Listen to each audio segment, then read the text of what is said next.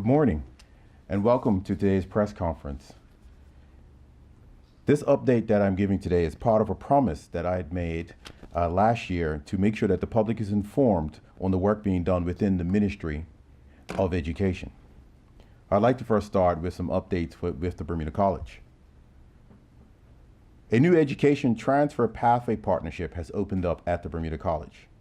St. Francis Xavier University in Agantosh, Nova Scotia, recently signed a 5-year agreement with the college to offer graduates a 2+2 partnership in actuarial science concentration with the Department of Mathematics.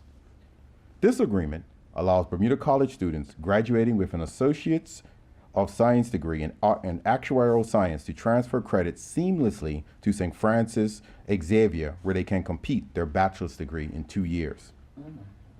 This program is especially exciting because it is the first agreement negotiated for Bermuda College students to continue their concentration in Canada, providing geographical options. We hope that this will be the first of a number of agreements and look forward to more students of Bermuda taking advantage of this opportunity at St. Francis Xavier. I'll now move to updates that relate to the Department of Education. T. and Tatum Middle School. All T. and Tatum Middle School students are now officially transferred to Sands Secondary, Delwood, and Whitney Middle Schools. And by all reports, they are settling into their new environments. The T. and Tatum staff have been redeployed to the same middle schools, and the principal continues to supervise staff and students at their respective schools. During the meetings I held last month with T. and Tatum parents, I informed them that an assessment of the school building would be conducted to determine the extent of the repairs and maintenance that's required to get the school up to standard. Once that assessment is complete, I will update parents on whether T. and Tatum will open in September 2019. I have made a commitment to inform all stakeholders about this before the end of school term 3, and I will honor that commitment. Student examinations. Primary 6 and middle 3 students from all public schools and all public primary and middle schools, including T. and Tatum students, sat the Cambridge checkpoint exams for English, math, and science during the weeks of April 15th and 22nd, respectively. Students at the primary and middle levels will take national exams in core subjects during the month of May and June 2019. Senior students will sit their international exams in May 2019 and national exams in June 2019. The 50th anniversary of preschools. Last month, Education Month, we highlighted the work that our preschools are doing in relation to the inquiry model of teaching and learning. This school year marks the 50th anniversary of preschools in Bermuda. In recognition of this, we plan to host a tea to celebrate and recognize the contributions of preschool leaders and educators who have served within the last 50 years. It is also fitting that during the 50th anniversary year of preschools, the Department of Education will launch the first autism spectrum disorder program at the preschool level. This program, which is being developed based on international standards and practices, will be led by a specialist teacher with the assistance of a paraeducator. The addition of this program will enable the Department of Education to provide services for students with autism spectrum, students on the autism spectrum disorder with preschool to senior school. Communications consultant for the Bermuda Public School System. The Department of Education has received responses for the RFQ for a communications consultant for the Bermuda Public School System. The panel, which has been selected to review and assess submissions, will have a recommendation available by early June. The hiring of a communications consultant is in alignment with Plan 2022, Priority 5, Strategy 5.3.1, ensuring system success by strengthening external community and engagement. Recruitment of staff for the 2019-2020 year. Recruitment of staff for the 2019-2020 year is well underway. Principals have been provided with an overview of needs and progress to date. Ensuring that all schools are provided with the complement of staff for the start of the 2019-2020 school year remains a priority goal for the Department of Education. I can also advise that the Department of Education has now an acting education officer for reading and mathematics. The two education officer posts that remain vacant are language arts and science. Progress with Plan 2022. The first annual report for Plan 2022 was released the week of April 15, 2019, and includes some of the progress made with executing Plan 2022's adaptive and technical strategies for the period of January 2018 to March 2019. Part of the process for reviewing our progress of Plan 2022 will involve formally assessing staff progress with executing Plan 2022 strategies included in their Job Forward Plan objectives for 2018-19. This process will take place during the month of May 2019. Additionally, all staff is required to have one or more Job Forward objectives for the 2019-2020 fiscal year directly linked to Plan 2022's strategies. This approach connects our staff to Plan 2022 and aids in our progress with executing strategies with the plan. The Bermuda Union of Teachers. At a meeting held with BUT Executive on April 5th, the BUT was updated on a number of department initiatives to keep them informed of the work being undertaken by technical officers. This update included the additional support provided for the implementation of the multi-tiered support system process in schools. The progress made in fixing and replacing fire alarms and windows in school buildings, and that a cabinet paper is being prepared to request approval for the increase in bandwidth within our schools. I'm also pleased to report that all matters identified by the IT audit team undertaken by the department's IT team for primary schools has now been addressed. Lastly, we are also preparing for the sign-off by the BUT and the Department of Education for the collective bargaining agreement for the period 2018-2020. Standard-based education. The Standard-Based Steering Committee held a second Parents Matter meetings on 3 separate sites on April 25th. The team will continue its efforts to educate parents about standard-based grading, and we encourage parents to look out for flyers advising of the final Parent Matters meeting that will take place in June. We want our parents to fully understand standards-based education as the system transitions into a standards-based education system. Also, the steering committee continues with their dedicated efforts to work with the Department of Education officers, school principals, and staff to implement selected standard-based education practices within our classrooms at the primary and middle levels. Teacher teams who are working to develop proficiency scales for core subject areas are working to have them completed and in place for September 2019. Student progress reports. Parents are reminded that the second academic and social progress reports for primary and middle school students will be sent out this week Friday on May 17th.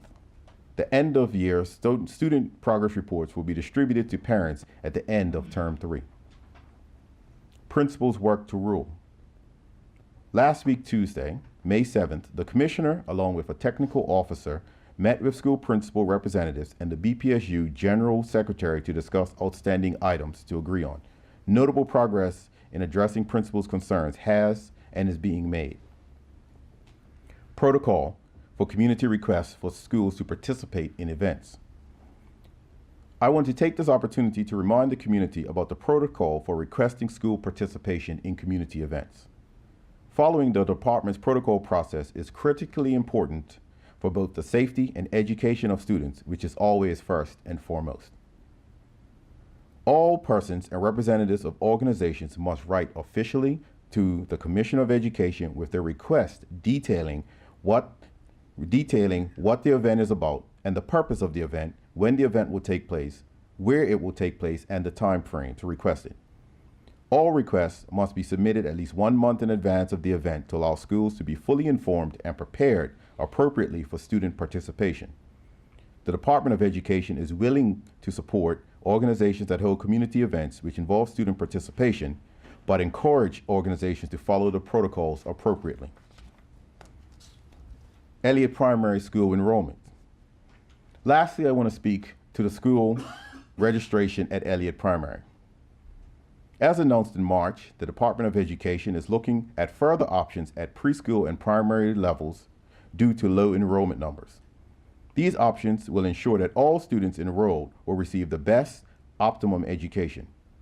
I will continue to consult with parents, and once completed, the relevant stakeholders will be informed of the final decisions. Just yesterday, I met with the staff of Elliott Primary to seek their input on how to move forward to ensure students are provided with a stimulating and equitable learning environment. It was a productive meeting, and we certainly commend the Elliott Primary School principal and staff for the work they are doing to facilitate the growth and development of students. There was much learned from the staff, and their input will certainly be taken into account when consulting with parents.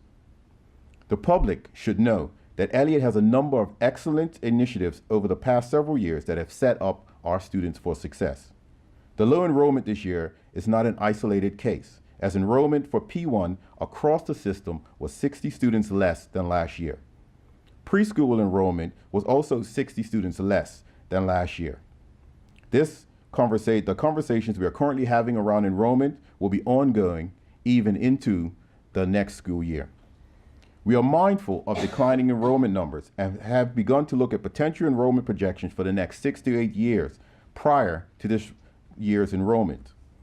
This data will undoubtedly be critical as we look into the future of public education in Bermuda and its inevitable restructuring as we phase out the middle schools. The Department of Education will always continue to do what's best for public school students and the system at large. Sometimes this will mean making decisions that not everybody will agree with, but the vision will always be to set students on an education path that will ultimately prepare them to compete both locally and globally. I will now take questions, but I would like to remind everyone that I cannot speak on matters pertaining to specific or individual students, school staff, or parents. Thank you.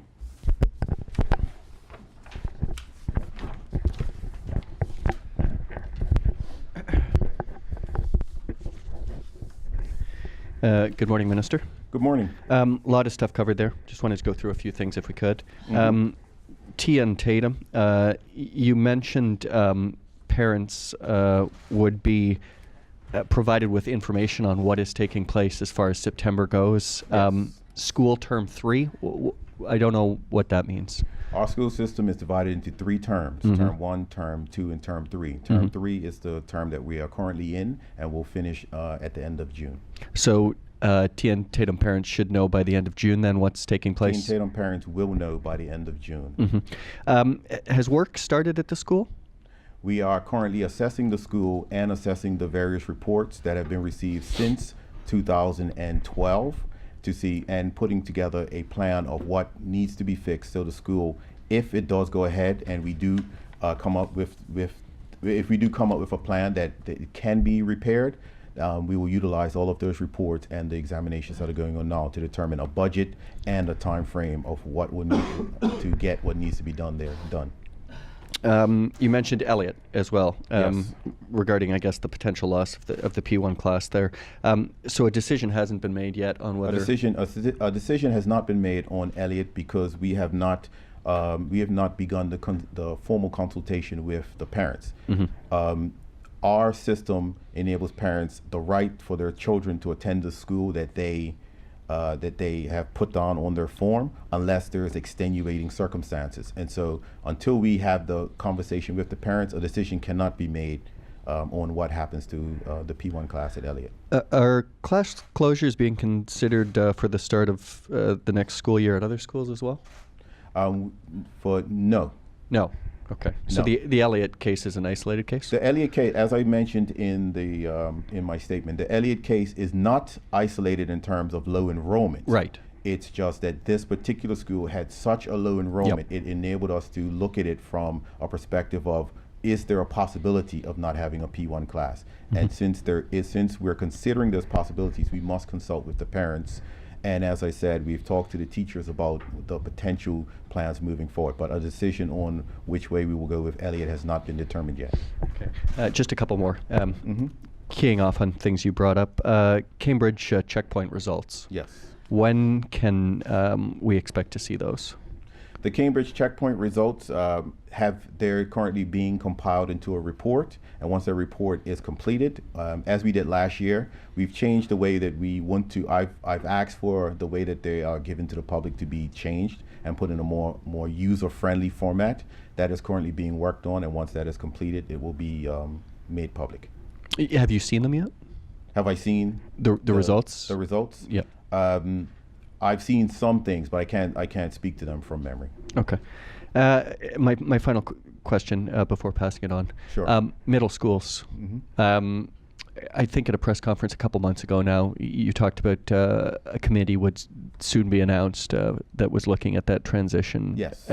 Where does that stand? There's extensive meetings that have been conducted around the phasing out of middle schools and the restructuring of our school system. Mm-hmm. We are looking to have an actual announcement sometime in the summer on what's going to happen, because whatever we're doing is going to start in the upcoming school year. So we'll be having an announcement before school opens on exactly the direction of where we're going with middle schools and the restructuring of the system in its entirety.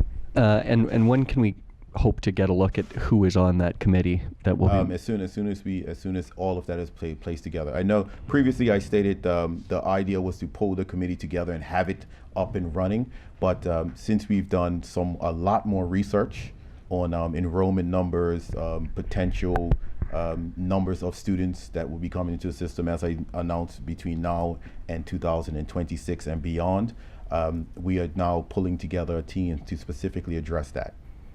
Appreciate that. Thank you. Good morning, Minister. Good morning, Jasmine. Just 3 questions for Sure. you. What is the cost of the TN Tatum assessment? You described it as being quite comprehensive. Is that in that you're looking back at reports from 2012 Yes. as well as a physical assessment? Yes. What's the total cost of that? There is no total cost. It's actually being done by the Ministry of Works, of Public Works. So there's no cost associated with that I can speak to.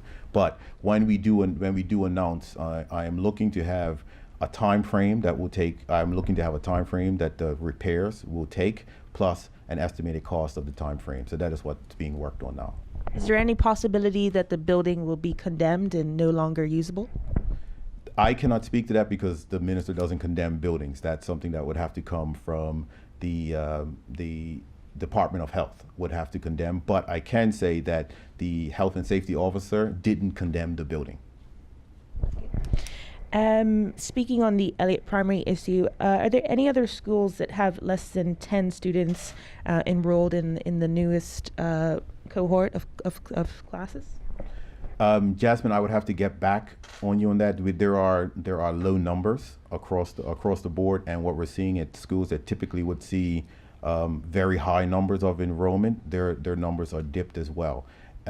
Additionally, the system that we have in place now that catches people and puts them in the right zones versus the system we had before, because you used to hear stories of people who lived in Somerset but their children were in West Pembroke. We have a system that better catches that. So what we've seen is students being placed correctly in their zones this year, which has led to a more equitable spread of the children being admitted. What I can say is when it comes to primary school, except for the Elliott School, virtually everyone got their first choice on, and that is a product of not only just low enrollment numbers, but a better system that we have in place to catch people and put them in their correct zones.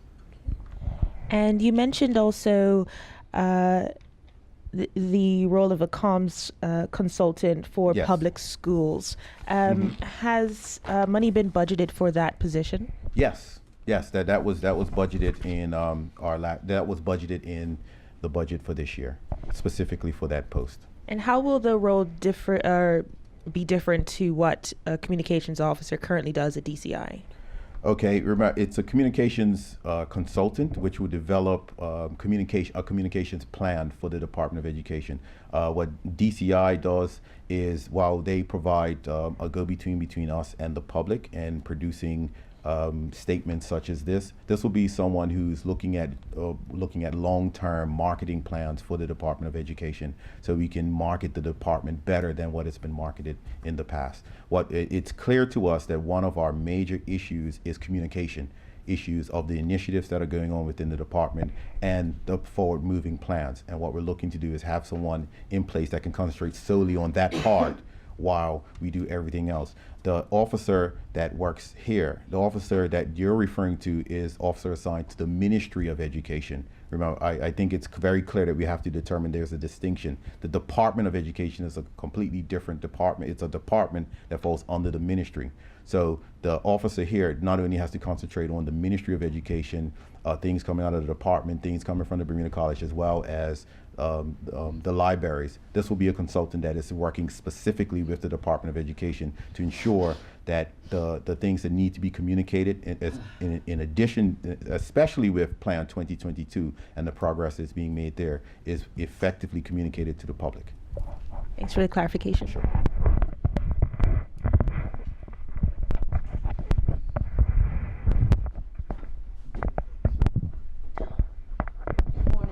Good morning. That part towards the end where you said we asked that organizations having community events go through the proper protocol. I'm Yes. assuming you're talking about the Stop the Violence.